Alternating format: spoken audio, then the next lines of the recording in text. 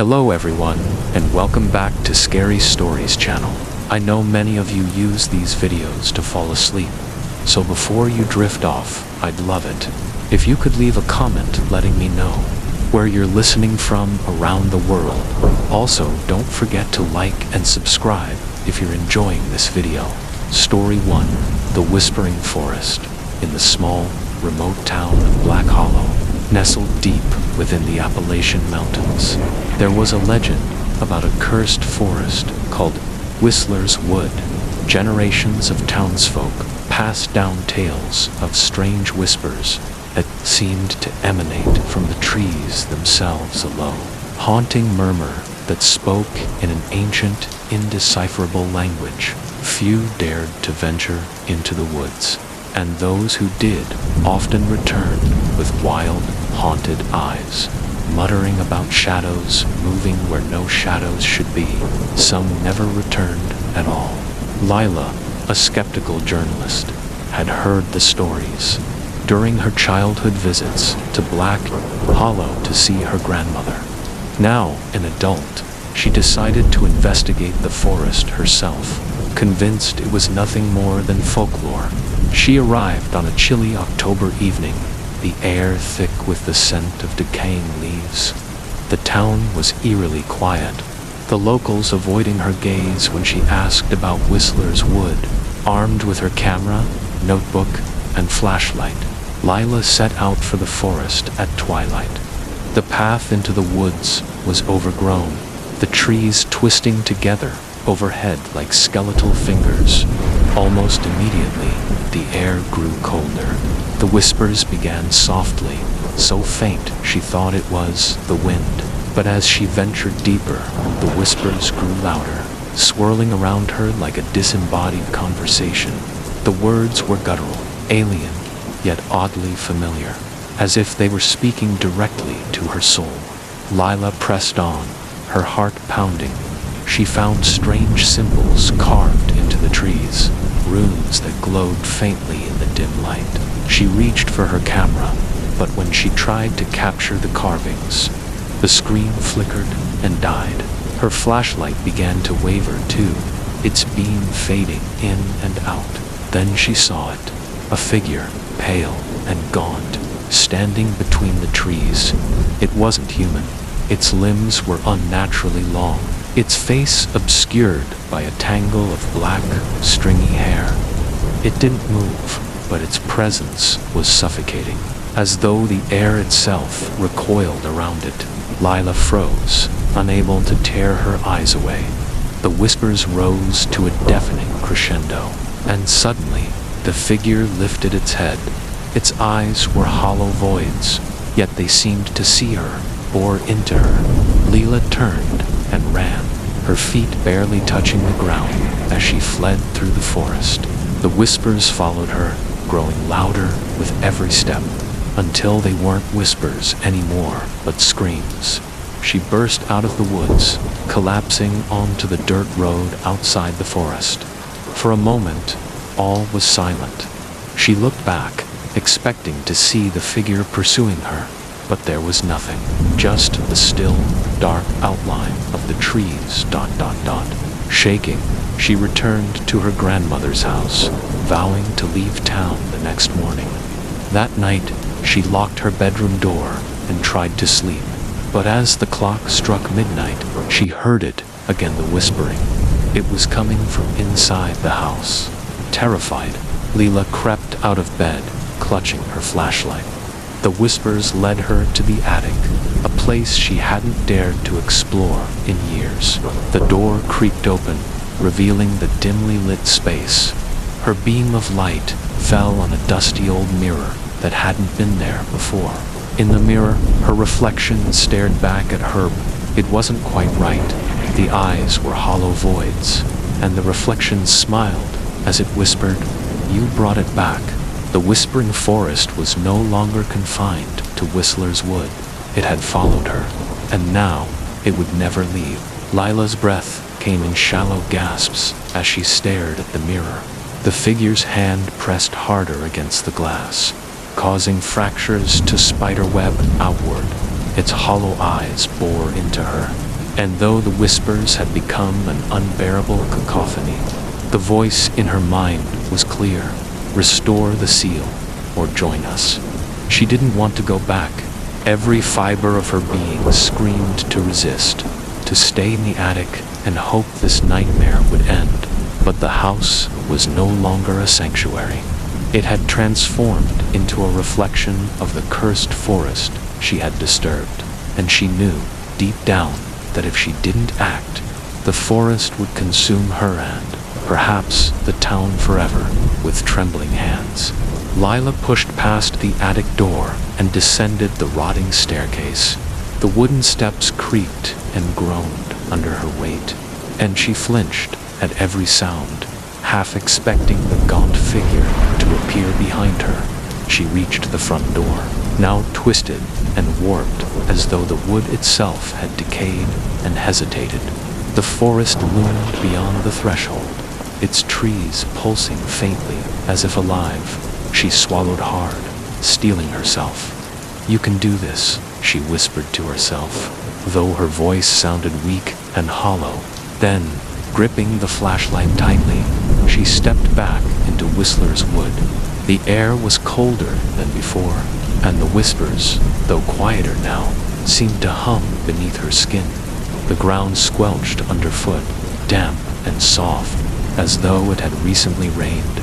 Though the sky above was eerily clear, the trees loomed closer together, their twisted branches forming grotesque shapes that seemed to reach for her as she passed. Lila tried to retrace her steps, searching for the glowing runes she had seen earlier. But the forest was different now. The path she had taken before was gone, replaced by an endless maze of tangled roots and dead leaves. Her flashlight flickered, the beam struggling to cut through the oppressive darkness. Minutes stretched into hours. Or maybe it was longer. Lila couldn't tell anymore. The forest seemed to exist outside of time, its unnatural silence broken only by the occasional rustle of leaves or the distant echo of a whisper. Her exhaustion grew, and her fear clawed at her mind, threatening to overwhelm her. Just when she thought she might collapse, she spotted it, one of the runes, faintly glowing on the trunk of a massive tree. Relief flooded through her as she approached it, but her hope was short-lived. The rune was partially erased, the edges jagged and incomplete. She reached out, her fingers trembling, and traced the lines, trying to remember how it had looked before. The whispers rose sharply, an angry hiss that seemed to come from all around her. The shadows between the trees shifted, and Lila realized she wasn't alone. Figures began to emerge, tall, gaunt shapes with hollow eyes and elongated limbs. They moved slowly, deliberately, as if savoring her terror. "No," she breathed, stumbling back. "Stay away." But the figures didn't stop. They formed a circle around her, their whispers blending into a chilling chant. The air grew heavier, pressing down on her chest, and the rune's glow began to fade. Desperate, Lila pulled a piece of charcoal from her bag and began to redraw the symbol. Her hands shook, the lines uneven, but she forced herself to focus. As she completed the rune, a burst of light erupted from the tree, blinding her. The figures recoiled, their movements frantic and jerky, as though the light caused them pain. The whispers turned to wails, and the shadows retreated into the darkness. For a moment, the forest was silent, but it wasn't over. Lila knew the rune she had restored was only one of many. The barrier wouldn't hold unless she repaired them all. The journey became a blur of terror and exhaustion. Each rune she found was more degraded than the last, their light barely visible, and with every restoration, the forest fought back harder. The figures grew bolder, their whispers more insistent. They whispered her name now, their voices soft and mocking, as though they already owned her. At one point, she stumbled upon a clearing filled with bones, animal and human, scattered like discarded toys. The sight made her stomach churn, but she pressed on, her determination fueled by the knowledge that stopping meant death or worse. By the time she found the final room, she could barely stand. The figures were closing in, their hollow eyes glowing faintly in the darkness. The rune was carved into a stone slab, its surface cracked and worn. Leela fell to her knees and began to trace the symbol, her vision swimming. The whispers became a roar, a deafening chorus that threatened to shatter her mind. She finished the rune just as one of the figures lunged for her. The light erupted again, brighter than before, and the ground beneath her shook violently. The figures dissolved into smoke, their screams echoing as they were pulled back into the darkness. The whispers faded, and the forest grew still. When Leela opened her eyes, she was lying on the dirt road outside the forest. The sun was rising, casting warm, golden light over the trees. Whistler's Wood looked ordinary now, its twisted branches no longer menacing. She sat up, her body aching, and stared at the forest in silence. It was over. She had restored the barrier, but as she got to her feet and began to walk back to her grandmother's house, she couldn't shake the feeling that something was watching her. And when she reached the edge of town, she heard it again, faint, almost imperceptible, a whisper. Leela didn't tell anyone about what had happened in the forest. She tried to act normal, tried to convince herself the nightmare was over.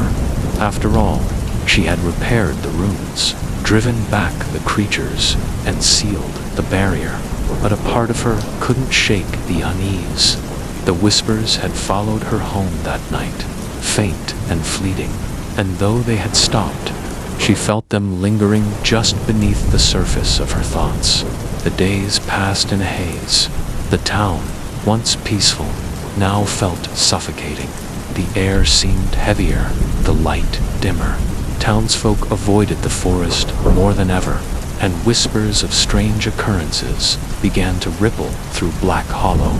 People claimed to hear voices in the wind, or see figures standing at the edge of Whistler's Wood. Some said their pets refused to go near the trees, barking or whining in fear. Others reported vivid nightmares of being lost in a dark, endless forest. Lila tried to ignore it. She told herself it was nothing, just paranoia spreading through the town like wildfire. But when she overheard Mrs. Calloway, the grocer, muttering about her youngest son disappearing after wandering too close to the woods, Leela's resolve cracked. Something was wrong, terribly wrong. It was her fault. That night, as she lay in bed, the whispers returned. This time, they weren't soft or fleeting. They were clear, distinct, and they spoke her name. Leela, Leela. The sound seemed to come from everywhere and nowhere, a low, resonant murmur that made her skin crawl. She sat upright, clutching her flashlight, and scanned the room. Nothing, but the whispers didn't stop. They grew louder, more insistent, until they melded into a single voice. Deep and cold, you didn't finish. Leela's breath caught. I did, she whispered, her voice trembling. I sealed the barrier. You didn't finish, the voice repeated, dripping with malice. The gate remains open. Her stomach turned. She wanted to scream, to deny it, but the truth settled in her chest like a weight. She hadn't truly fixed the barrier, she had only delayed the inevitable. Whatever she had unleashed was still clawing its way into her world. The next morning, Leela tried to leave Black Hollow. She packed her things, threw them into her car, and sped down the winding mountain road, desperate to escape. But the forest wouldn't let her go, no matter how far she drove. The trees seemed to close in around her, the road twisting and turning back toward town. After hours of driving in circles, she ended up back at her grandmother's house, her hands shaking as she gripped the steering wheel. The whispers were louder that night. They filled the house, slipping through the walls and floorboards, wrapping around her like a suffocating fog. She barricaded herself in her room, but the whispers seeped through the cracks, relentless and mocking. And then she saw it, the mirror in the corner of the room. It hadn't been there before. Her own reflection stared back at her, but its eyes were hollow voids, black and infinite. The reflection smiled, its mouth stretching impossibly wide. "You brought it back," it whispered, its voice echoing in her mind. Leela screamed and threw the flashlight at the mirror, shattering it into 1,000 shards. But the reflection didn't disappear, multiplied, each shard showing the same grinning, hollow-eyed face. The whispers turned to laughter, and Lila fled from the room, her heart pounding. She ran to the attic, searching desperately for the notebook she had used in the forest. If she could find the sketches of the runes, maybe she could understand what had gone wrong. She tore through old boxes and piles of dust-covered books until she finally found it, buried under a pile of newspapers. Flipping through the pages, her breath caught. The runes she had drawn were different now. The lines were warped, jagged, and new symbols had appeared alongside them. Symbols she didn't recognize. At the bottom of one page, a single sentence was scrawled in her own handwriting. Though she didn't remember writing it, the seal is broken. Return to the source. Lila knew what she had to do, though the thought filled her with dread. She had to go back to Whistler's Wood. She gathered her supplies: flashlight, notebook, charcoal, and a knife for protection, and set out at dawn. The forest loomed ahead, darker and more oppressive than before. As she stepped onto the overgrown path, the whispers welcomed her back, their tone almost gleeful. The runes were no longer faint glimmers on the trees. They were fully corrupted now, their light extinguished, replaced by jagged black scars that oozed a thick, tar-like substance. The forest seemed alive, its branches twisting and writhing as if in pain. The ground beneath her feet pulsed with a slow, rhythmic thrum, like the heartbeat of some ancient, slumbering beast. The deeper she went, the worse it became. The trees closed in around her, their twisted limbs forming grotesque shapes that seemed to reach for her. Shadows moved at the edges of her vision, and the air grew colder, each breath a struggle. The whispers grew louder, more chaotic, overlapping in a maddening cacophony. Finally, she reached the heart of the forest. A massive stone altar stood in a clearing, surrounded by the shattered remnants of the original runes. The air here was thick and heavy, laced with the acrid stench of decay. And there, standing before the altar, was the figure from before the gaunt, hollow-eyed creature that had haunted her since her first night in the woods. It turned to her, its movements slow and deliberate. "You opened the gate," it said, its voice a low growl that reverberated through the clearing. "You must close it." Lila raised the notebook, her hands trembling. The new symbols, the ones she didn't recognize, were instructions for a new seal, one far more complex than the runes she had repaired before. She knelt before the altar, carving the symbols into the stone with her knife, and the creature lunged toward her, but she didn't stop. Her hands moved frantically, the blade scraping against the unyielding surface. As she carved the final line, the forest erupted into chaos. The ground shook violently, and the whispers became a deafening roar. The creature shrieked, its form dissolving into smoke as it was pulled into the altar. A blinding light engulfed the clearing, and Lila felt herself being lifted off the ground, weightless and spinning. When she opened her eyes, she was lying on the road outside the forest, just as she had been before. The sun was rising, casting warm light over the trees, but something was different. The forest was silent, not just quiet, but utterly, unnaturally silent. The whispers were gone. Leela staggered to her feet, her body aching, and stared at the forest. She had done it. She had closed the gate, but as she turned to leave, she noticed something on her arm, a faint, glowing rune etched into her skin. The whispers might have been silenced, but the forest had marked her, and it was only a matter of time before it called her back. Story 2. The Hollow of Nightfall. In the small, fog-covered village of Nightfall, there was an unspoken rule: never go near the hollow. The hollow was an ancient forest that bordered the village, a place where the trees grew twisted and gnarled, their branches clawing at the sky like skeletal fingers. The villagers had long since abandoned any attempt to understand the place, for it was said to be cursed. Those who ventured too close to it never returned. The whispers of the forest were too loud, the shadows too deep, and the very air seemed to twist into something unnatural. But for Miranda, the hollow was always more than just a place of fear. It was a mystery. She had grown up hearing stories of the lost souls who had wandered into its depths, never to be seen again.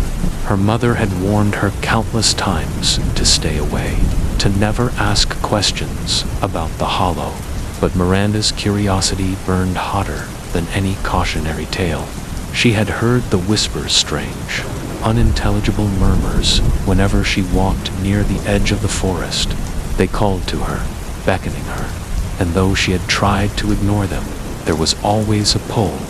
One evening, as the sun dipped low and the evening mist began to creep across the village, Miranda found herself standing at the edge of the hollow. The trees loomed before her, their twisted trunks and dense foliage shrouding whatever lay beyond. "Don't go in there, Miranda," a voice called from behind her. She turned to see her younger brother, Lucas, standing just a few paces away, his face pale with fear. He had always been the cautious one. "You don't know what's in there." "I have to," Miranda whispered, her voice barely audible over the wind that rustled through the trees. "I need to understand it." Before Lucas could stop her, Miranda stepped forward, her heart pounding in her chest. The moment her foot crossed into the hollow, the air grew heavy, thick with an unnatural stillness. The soft rustle of leaves, the chirping of birds, and the sounds of life that normally filled the forest were gone. It was as if the world had fallen silent, holding its breath. The deeper Miranda ventured into the hollow, the more the shadows seemed to stretch toward her, reaching, grasping. The trees grew thicker, their trunks wider, their roots twisting above the ground like serpents. The whispers grew louder, their words now discernible.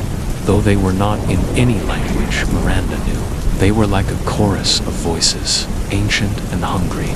"Come closer," the voices murmured. "Come see the truth."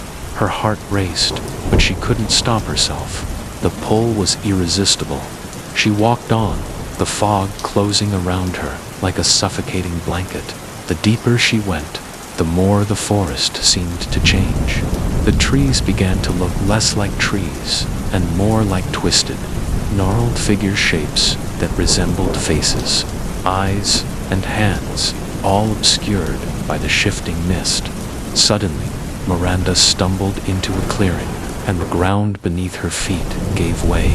She fell, her body tumbling down a steep incline, the darkness swallowing her whole.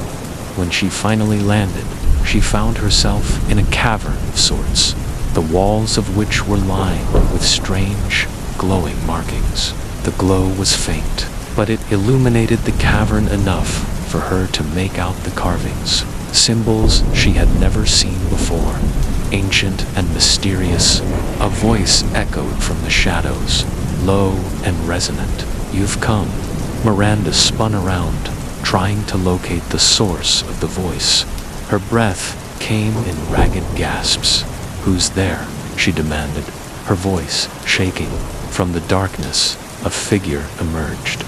It was tall, its body cloaked in black robes that seemed to blend with the shadows. The figure's face was hidden beneath a hood, but Miranda could feel its gaze upon her, cold and calculating. She wanted to run, but her legs wouldn't move, as if some unseen force had rooted her to the spot. "You should not have come here," the figure intoned, its voice a harsh whisper that seemed to echo in her mind. "The Hollow has claimed you now." Miranda's heart pounded in her chest. "I don't understand," she whispered. "I just wanted to know what this place was, why it calls to me." The figure's form shifted, becoming more distinct, more real. The hood fell back, revealing a face that was both human and not. It had hollow, empty eyes, its features distorted as if it had been twisted by time. The creature smiled a cruel, mocking smile. "The Hollow calls to those who are lost," it said. "It feeds on your fear, on your curiosity. It is a prison, a place of eternal hunger, and now it has you." Miranda tried to back away, but her feet were stuck in place, as though the very ground was holding her in place. The figure stepped closer, its presence suffocating. "You are part of the Hollow now," it whispered, its voice rising in intensity. "We all are. The lost souls, the ones who wander too deep. You will never leave this place." Miranda's mind raced. She had heard stories the Hollow was not just a forest. It was a prison for the lost souls who had wandered too far. But she hadn't believed them. She had thought they were just stories, just things to scare children. Now, standing in the cavern, she realized it was all true. The Hollow was alive, and it had claimed her. But before despair could fully take root, there was a sound, a distant, familiar sound. A voice, Lucas. She heard him calling her name from the entrance of the cavern. His voice frantic, desperate. "Miranda." The figure turned, its hollow eyes narrowing. "You think you can escape. You think someone will save you. No one leaves the Hollow." But Miranda wasn't listening. She could hear Lucas, and that was all that mattered. With a surge of panic-fueled strength, she pulled herself free from the ground, her feet finally able to move. She bolted toward the sound of her brother's voice, the figure's mocking laughter echoing behind her. She ran through the winding paths of the cavern, the glowing symbols on the walls pulsing as she passed. The whispers grew louder again, urging her to stop, to turn back. But she refused to listen. She had to get out. She had to get back to Lucas. Just as she thought she might collapse from exhaustion, she burst back into the clearing. The fog had thickened, and the air felt colder, denser. But there, standing at the edge of the clearing, was Lucas. His face was pale with fear, his eyes wide as he searched for her. "Miranda," he cried, his voice breaking as he rushed toward her. "I've been looking for you everywhere." With a sob of relief, Miranda ran into his arms, but as she did, she felt something cold brush against her skin, a presence, something there with them. She turned to look, but the clearing was empty. The Hollow, for now, had let her go as they made their way back toward the village. Miranda glanced over her shoulder, but the Hollow was no longer visible. The fog had swallowed it whole, and the trees had disappeared into the mist. She wanted to believe it was over, that she had escaped, but deep down, she knew the truth. The Hollow didn't let go of its victims, and one day it would call to her again. Story 3. The House at the Edge of the World. There was a house at the edge of the world, or so the villagers of Rivermore claimed, tucked deep within the mountains. It was said to be ancient, older than the town itself, older than anything in the surrounding landscape. No one knew who had built it, or why it was there, or even when it had appeared, but everyone knew one thing. No one who entered the house ever came back. Jonah had heard the stories since he was a child. His grandmother used to warn him about the house. Whenever he ventured too far into the mountains, "Stay away from the house, boy," she'd say in her raspy voice, her eyes dark with fear. No one who walks that far ever returns the same, and some don't return at all. Jonah had always dismissed it as superstition. After all, what kind of place could be so terrible that even the bravest of men wouldn't dare to go near it? But when his grandmother passed away, leaving him the family farm and the house on the outskirts of Rivermore, Jonah's curiosity began to grow. The town's whispers about the house only fueled the fire. The house, according to the villagers, was a place where time lost its way. People who ventured near it reported strange happenings, distorted shadows, echoes of voices that weren't their own, and the feeling of being watched. Some claimed to have wandered too close and found themselves walking in circles, never able to leave, only to return hours later, drenched in sweat, eyes wide with terror. Others said the house was a prison, a trap that lured the unwise and those burdened by deep regrets. Jonah wasn't burdened by regret, but he was burdened by curiosity. One morning, after a particularly restless night, Jonah packed a small bag with supplies, water, a flashlight, a few sandwiches, set out toward the mountains. The sun was just beginning to rise over the horizon, casting a golden hue over the valley. He passed through the village, ignoring the cautious stares of the townsfolk, and headed toward the footpath that led into the woods. The path grew narrower as he went deeper into the forest.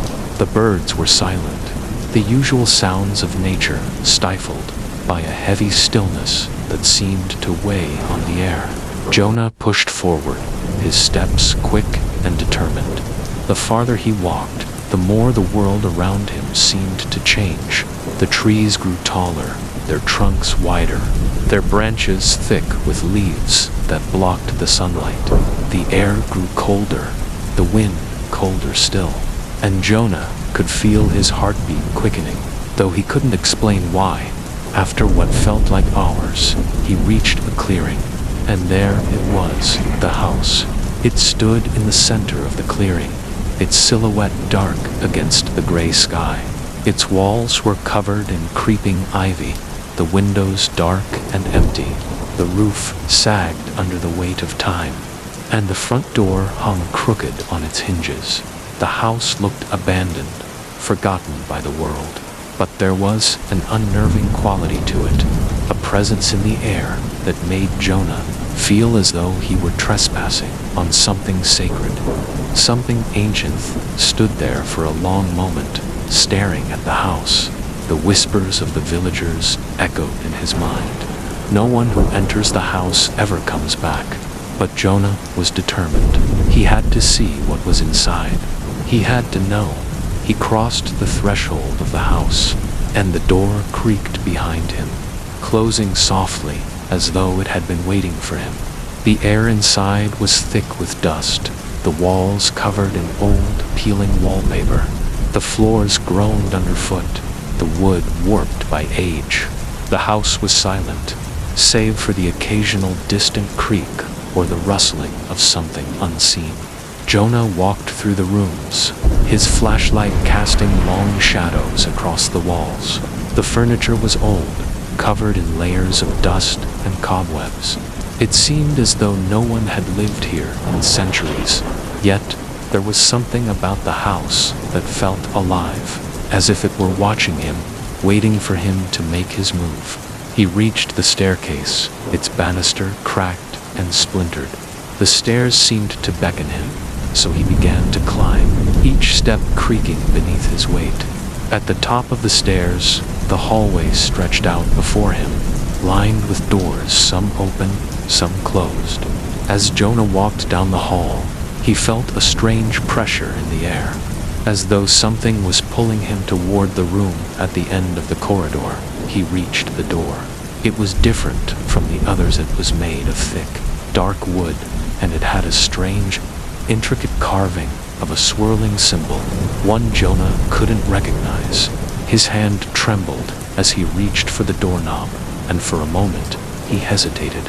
But then the door creaked open on its own. The room inside was unlike any of the others. It was small, barely furnished, but in the center of the room, on a pedestal, stood a mirror. The mirror was large, its frame ornate, with gold filigree that twisted into patterns Jonah could not quite make out. The glass was dark, almost black, but as he stepped closer, he saw something move within it. At first, he thought it was just his reflection, but then, the figure in the mirror began to move on its own. Its face twisted into a grotesque imitation of Jonah's own. The figure smiled no, it grinned on, its eyes locked onto Jonah's. "Welcome," the figure in the mirror whispered, its voice a hollow echo that seemed to reverberate in the room. "You've made it further than most, but it doesn't matter." Jonah's blood ran cold. "Who are you?" he asked, his voice shaking. The figure didn't answer. Instead, it reached out, its hand pressing against the surface of the glass. Jonah's heart thudded in his chest as he felt something pull at him, a force that seemed to be dragging him toward the mirror. He stumbled backward, but the pull grew stronger. He tried to turn, to run, but the room seemed to warp around him. The walls stretched, the floor tilted, and the air turned thick and suffocating. And then, with a sharp, terrifying noise, the mirror shattered. Jonah fell to the floor, his hands trembling as he tried to catch his breath. But when he looked up, he saw that the room was no longer the same. The walls were covered in the same swirling symbols as the mirror's frame, and the air was thick with shadows that seemed to move on their own. The doorway was gone. There was no exit, and standing before him, in the center of the room, was the figure from the mirror. It was no longer a reflection, it was real. "You should not have come," it said, its voice low and cold. "Now you are part of the house, and the house will never let you leave." Jonah tried to scream, but no sound escaped his lips.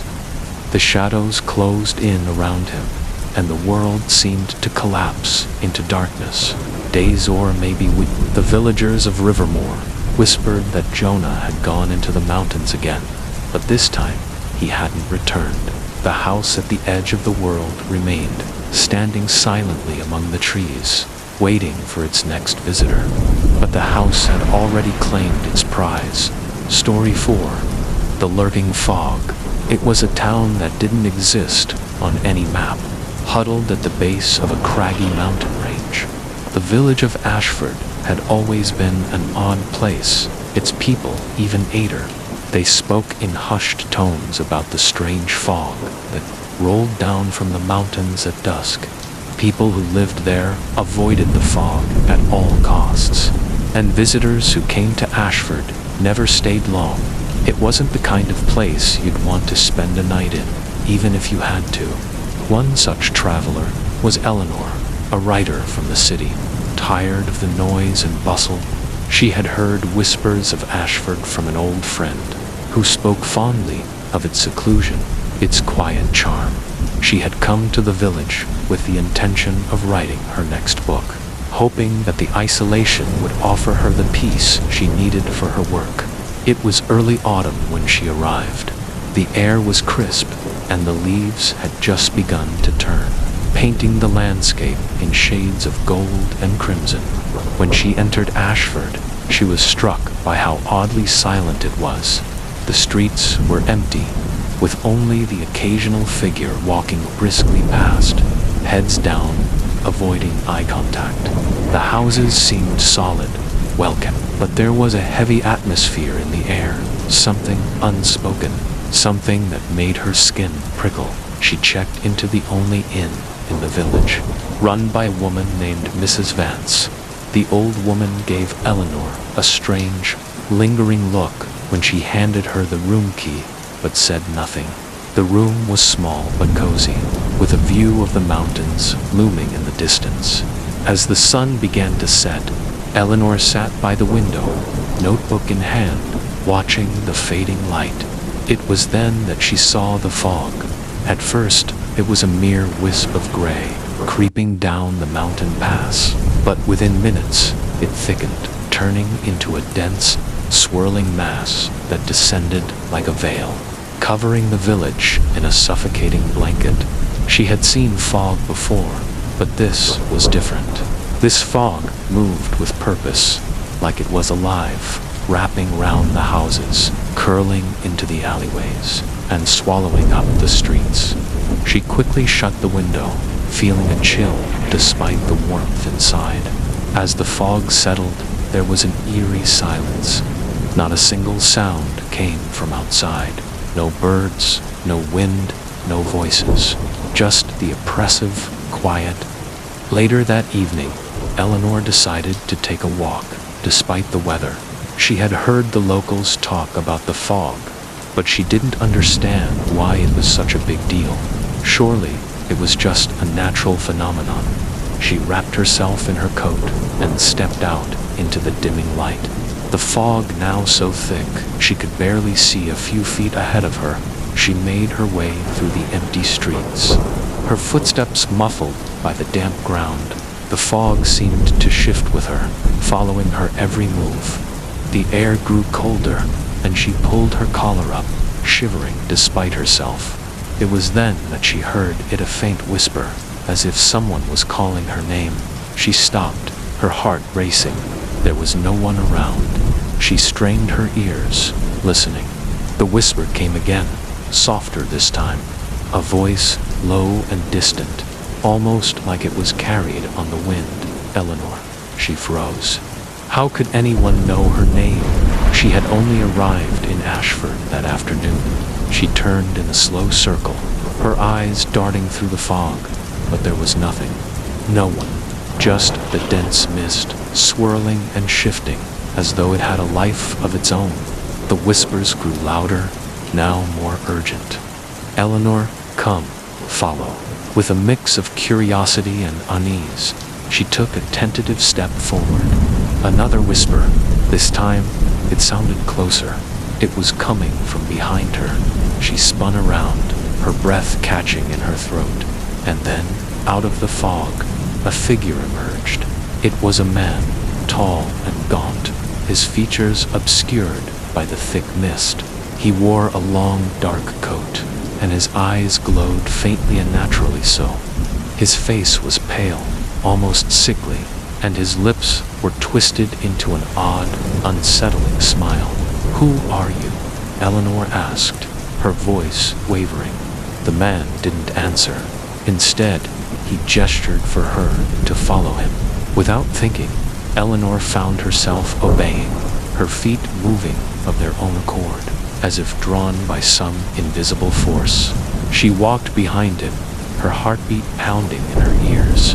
The fog closed in around them, and the world seemed to narrow down to just the two of them, alone in the suffocating mist. They walked through the streets, past houses that were too quiet to still. Eleanor couldn't shake the feeling that the whole village was watching them, hidden behind curtains, eyes peering out from darkened windows. The man led her to the outskirts of the village, where the fog seemed even thicker, and the air was colder still. They stopped in front of a dilapidated house, its windows boarded up, the door hanging crookedly on its hinges. The man turned to her, his smile widening, and finally spoke. "You've come to the village at the wrong time, Eleanor." She swallowed hard. "What do you mean? What is this place?" The man's smile faded, and his eyes grew darker. "The fog is not just fog. It is a veil, a barrier that keeps us here, keeps us trapped. And you are not meant to be here. You've wandered too far." Eleanor's throat went dry. "What are you talking about? What are you?" He stepped closer, his voice growing darker. "We are the forgotten ones. The ones who were lost in the fog, the ones who tried to leave and could not. You're like us now, Eleanor. Once the fog claims you, there is no escape. You will never leave Ashford. Not ever. She backed away, her mind racing. No, this isn't real. You're not real. The man's grin returned, but this time it was more menacing. Oh, but we are. And soon, you will be too. The fog swirled around her as if it had become alive. It tugged at her, pulling her toward the house. She tried to turn and run, but the fog was everywhere now, thick and heavy, wrapping around her legs, her chest, choking her. As she gasped for breath, she saw the man's form dissolve into the mist, his voice lingering in her mind. You should have never come. Now you're one of us. The fog closed in, swallowing her whole. The next morning, the villagers of Ashford went about their daily routines as they always did. The fog had dissipated, as it always did after a few hours. But when they looked down the street, they noticed something strange. A new figure stood at the edge of town, pale, gaunt, and with eyes that glowed faintly in the morning light. Eleanor had become one of them. Story 5. The Whistler. In a small coastal town named Blackwater, there was a legend that had been passed down through generations. It was a simple story, yet it filled every soul in the town with a deep sense of dread. It was the story of the Whistler. For as long as the townspeople could remember, there had been whispers about a strange figure who roamed the cliffs at night. The Whistler. No one knew exactly who or what it was, but everyone knew its haunting whistle. The sound would float through the air, carried by the winds, echoing across the waves. It was a sharp, eerie melody, cold and mournful, sending chills through anyone who heard it. They said the Whistler only came out at night, wandering the cliffs alone, and that it would always whistle in a certain pattern, 3 long notes, followed by 2 short ones, and then silence. It was said that those who heard the whistle were marked. Some believed the Whistler was a spirit of the dead, cursed to wander the cliffs for eternity. Others believed it was something darker, something far more ancient, seeking to claim the souls of the living. Lena was new to Blackwater. She had moved to the town just a few months prior, hoping to escape the chaos of city life and find some peace.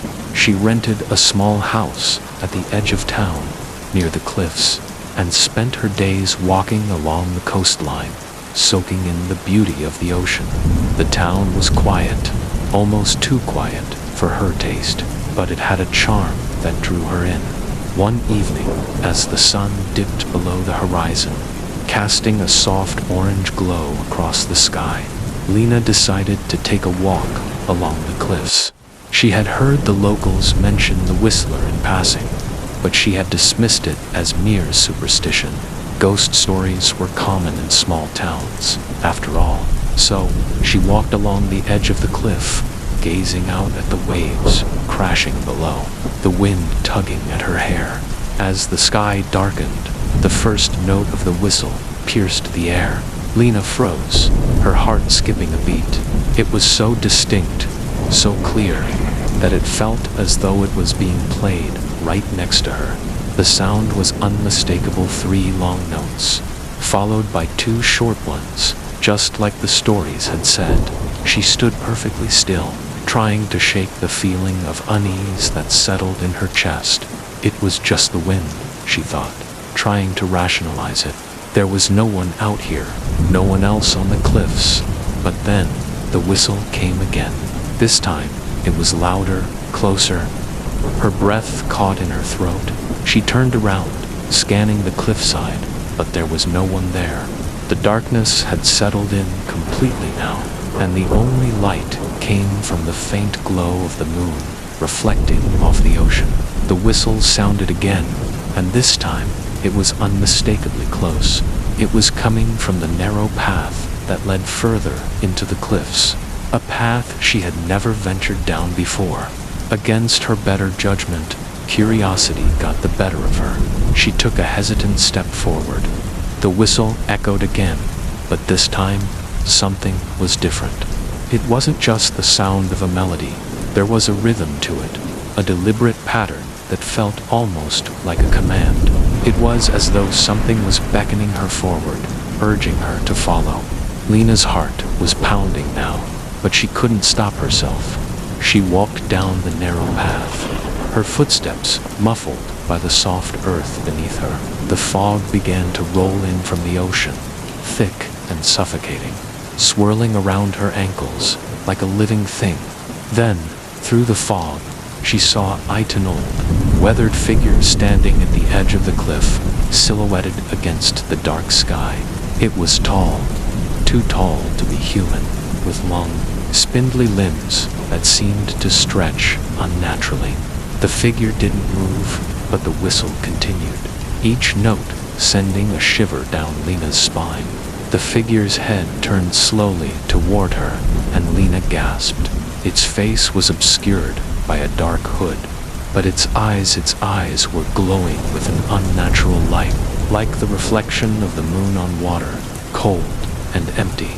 The Whistler. "Who are you?" Lena whispered, though her voice barely carried in the heavy air. The figure didn't answer. Instead, it raised one long, bony finger to its lips, signaling for silence.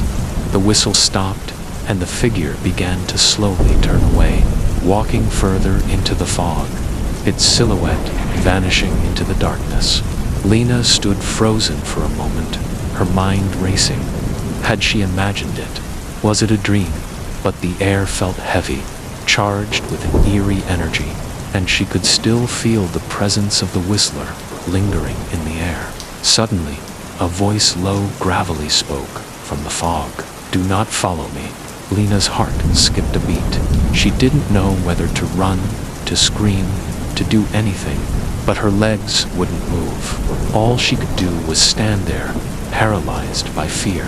The voice came again, this time closer, as though it was right behind her. "You have heard my whistle. You are now marked." The fog seemed to close in around her, and the world tilted on its axis. She felt as though the earth beneath her feet was shifting, as though the very ground was trying to swallow her whole. She tried to back away, but her feet felt stuck, rooted to the spot. The whistle came again, louder, clearer. 3 long notes, followed by 2 short ones, and then a heavy silence. The whistle echoed again, but this time, something was different. It wasn't just the sound of a melody. There was a rhythm to it, a deliberate pattern that felt almost like a command. It was as though something was beckoning her forward, urging her to follow. Lena's heart was pounding now, but she couldn't stop herself. She walked down the narrow path, her footsteps muffled by the soft earth beneath her. The fog began to roll in from the ocean, thick and suffocating, swirling around her ankles like a living thing. Then, through the fog, she saw an old, weathered figure standing at the edge of the cliff, silhouetted against the dark sky. It was tall, too tall to be human, with long, spindly limbs that seemed to stretch unnaturally. The figure didn't move, but the whistle continued, each note sending a shiver down Lena's spine. The figure's head turned slowly toward her, and Lena gasped. Its face was obscured by a dark hood, but its eyes were glowing with an unnatural light, like the reflection of the moon on water, cold and empty. The Whistler. "Who are you?" Lena whispered, though her voice barely carried in the heavy air. And then, the fog parted, revealing the figure once more. It was standing just a few feet in front of her now, its glowing eyes fixed on hers.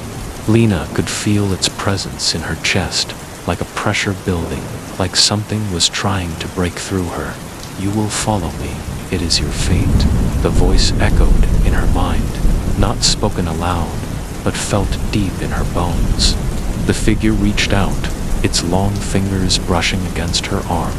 The touch was cold, like ice, and she gasped as a sharp pain shot through her body. It wasn't just physical pain. It was as though her very soul was being pulled from her, torn away from her body. In a sudden rush of panic, Lena pulled away, stumbling backward. She screamed and ran, her legs finally moving as she bolted back down the path. Desperate to escape the figure, the fog, the presence that was slowly consuming her, she didn't stop running until she reached the town, breathless and terrified. The fog had receded, leaving behind only the silent coastline. The townspeople found her the next morning, collapsed at the edge of town, her face pale and her eyes wide with fear. She couldn't remember what had happened after she ran, but one thing was certain. She would never again walk the cliffs of Blackwater. And as for the Whistler, it was said that Lena was marked forever. The villagers whispered that she would hear the whistle again, someday, calling her back to the cliffs. Because once you hear the Whistler's song, you can never truly escape it. Story 6. The Silent Village. In the heart of the country, hidden deep within a valley, surrounded by thick forests, there was a village called Hollowbrook.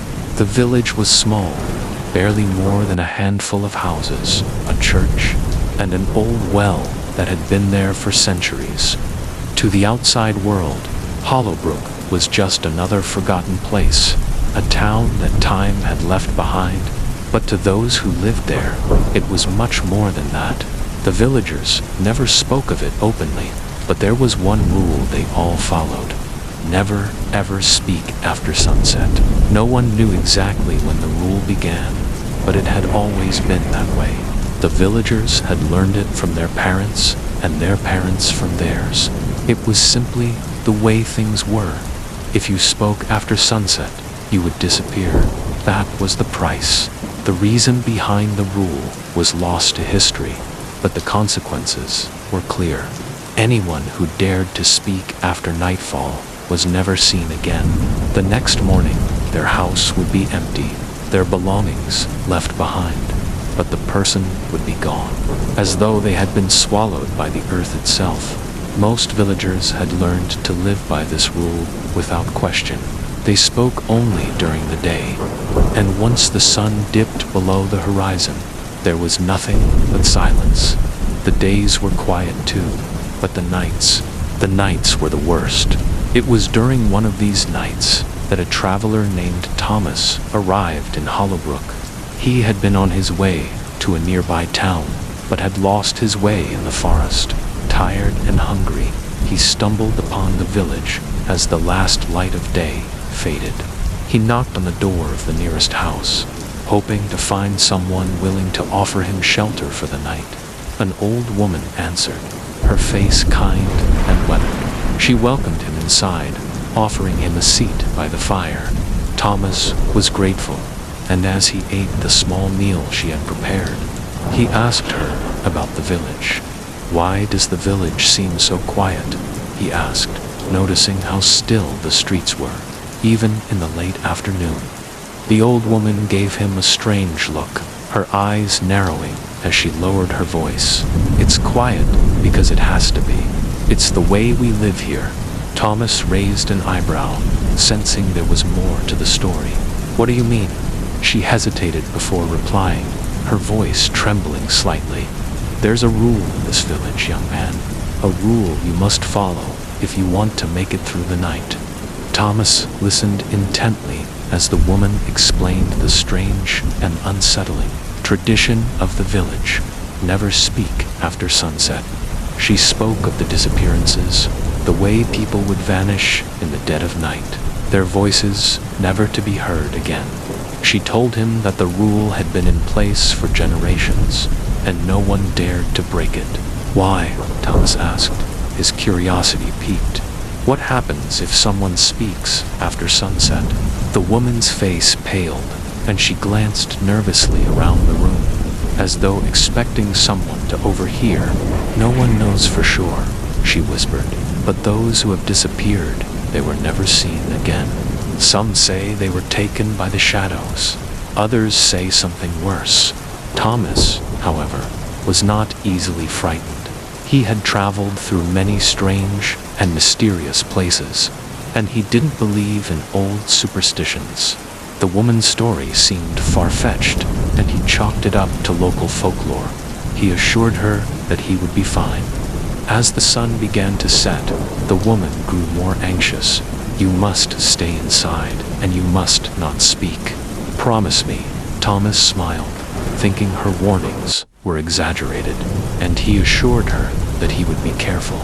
As the last rays of sunlight faded behind the horizon, the air grew colder, and the fire in the hearth crackled softly.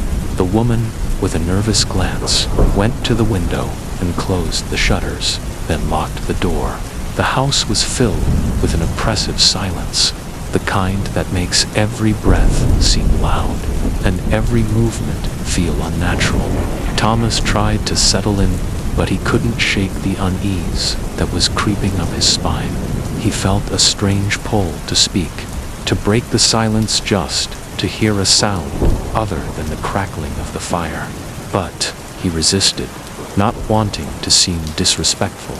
As the night wore on, the silence deepened. Thomas found himself staring at the shadows flickering on the walls. He heard the wind howling outside, the occasional creak of the house settling, and the steady tick of an old clock on the wall. But then, at the stroke of midnight, he heard something else, a whisper. It came from outside, faint and indistinct, as though someone was calling his name. Thomas. He froze, his breath caught in his throat. He glanced at the old woman, who was sitting motionless in her chair, her eyes wide and fixed on the fire, her hands trembling in her lap. She hadn't said a word. The whisper came again, louder this time. Thomas. It was unmistakable now. Someone, or something, was calling his name. The door rattled. Thomas stood up, heart pounding, and hurried to the window. He parted the curtains just enough to peer outside. There, standing in the shadow of the trees, was a figure, a tall, thin man with hollow eyes, his face pale and gaunt. He was staring directly at Thomas. The figure raised its hand and beckoned. Thomas's pulse raced.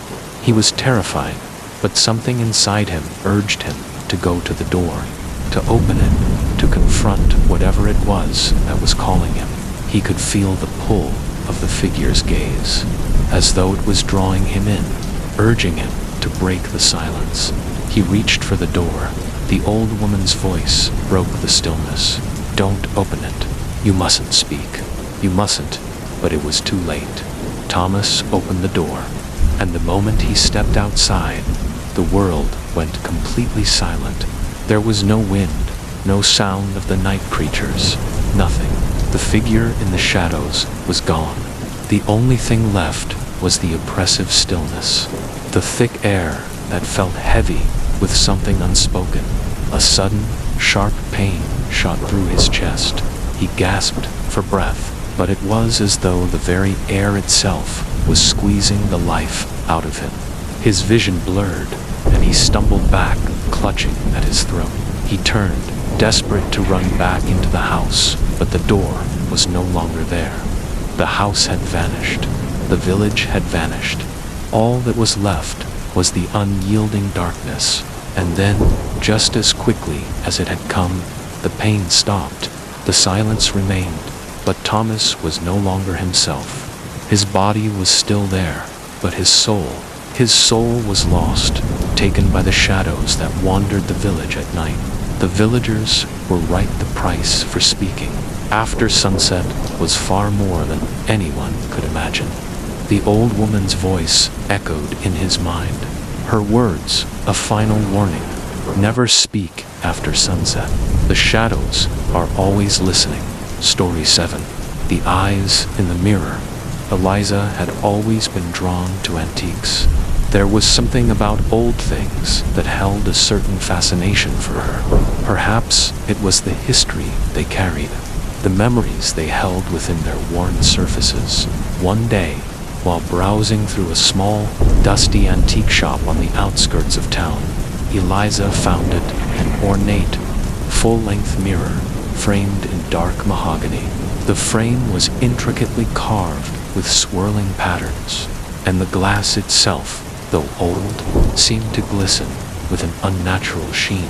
The shopkeeper, an elderly man with thin, wispy hair, smiled as Elisa approached the mirror.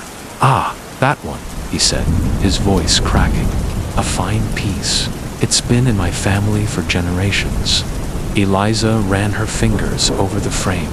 It felt cold to the touch, almost unnaturally so, but she didn't think much of it. The mirror was beautiful, and she felt an inexplicable urge to take it home with her. The man seemed almost too eager to let it go, but she didn't question it.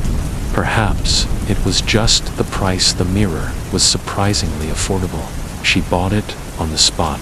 That night, after bringing the mirror home, Eliza stood in front of it, admiring her reflection. The mirror's surface shimmered faintly in the dim light of her apartment, and she was mesmerized by how perfectly it captured every detail of the room. She ran her fingers through her hair, admiring how it framed her face. But as she stood there, something caught her eye. At first, it was barely noticeable, a flicker, a shadow in the corner of the mirror that didn't belong. She turned around quickly, expecting to see a figure in the room behind her, but there was nothing, only the usual quiet of her apartment. Confused, Eliza turned back to the mirror.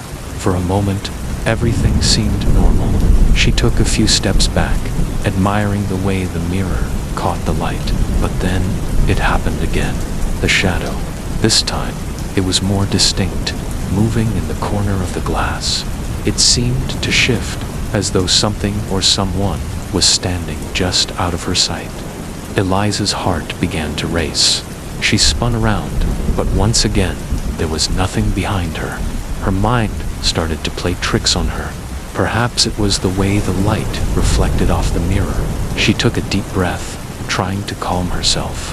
But then, from the corner of her eye, she saw it again. This time, the shadow in the mirror was more defined.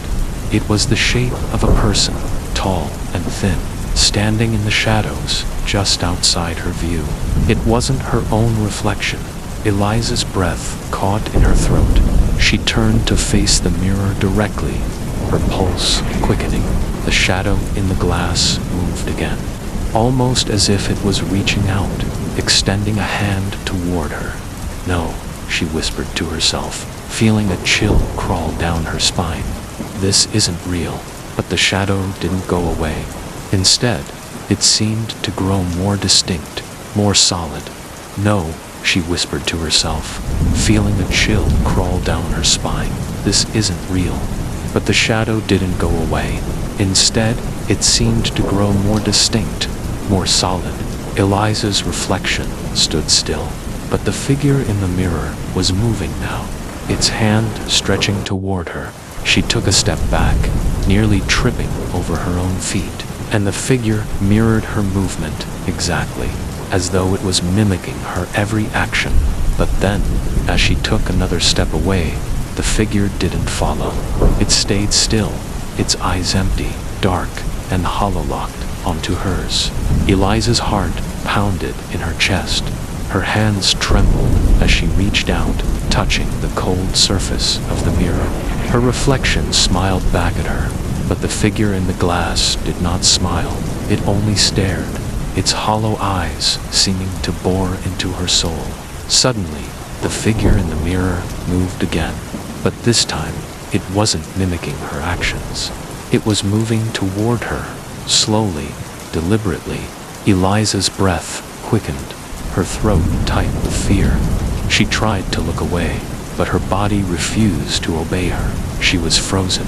The figure in the mirror stepped forward, its hand now pressed flat against the glass. And then, to Eliza's horror, it began to speak. "Let me out."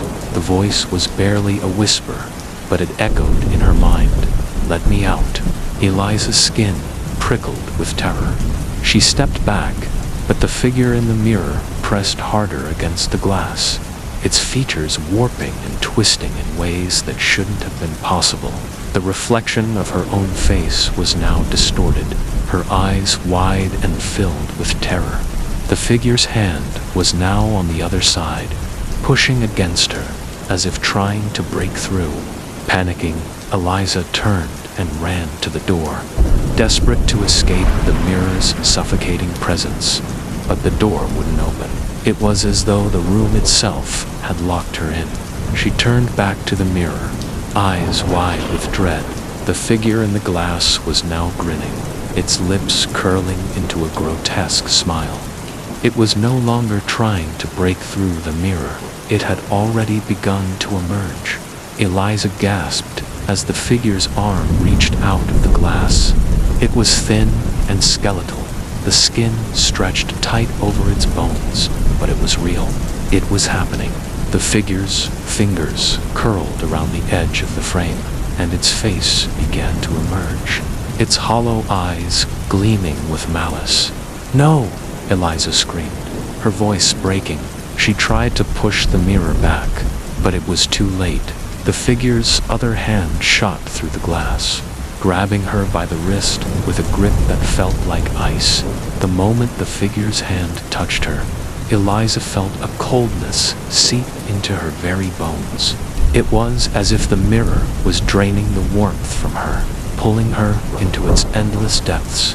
She screamed, trying to tear herself away, but the figure's strength was inhuman. It pulled her closer, inch by inch, its hollow eyes boring into hers.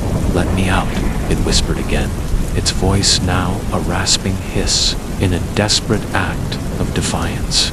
Eliza reached out and grabbed the mirror's frame with both hands, trying to wrench herself free. But the more she struggled, the more the mirror seemed to pull her in. Her vision blurred, and the room around her began to vanish, replaced by the cold, dark void of the mirror's world. In that moment, Eliza understood. The mirror wasn't just a mirror, was a prison, and she had been foolish enough to open the door. With one final scream, Eliza was pulled into the glass, her body vanishing from the world of the living. The mirror returned to its pristine, silent state, as if nothing had happened. The next morning, the antique shop was gone. No sign of the shopkeeper or his wares remained. The building had vanished, leaving only an empty lot. But in the dark corner of the lot, there was a familiar cedar full-length mirror, its glass shimmering faintly in the sunlight, its frame dark and twisted, as though it had never been touched. And if you stood close enough, you could see the faintest movement in the reflection. A figure, tall and thin, with hollow eyes, staring at you from the other side.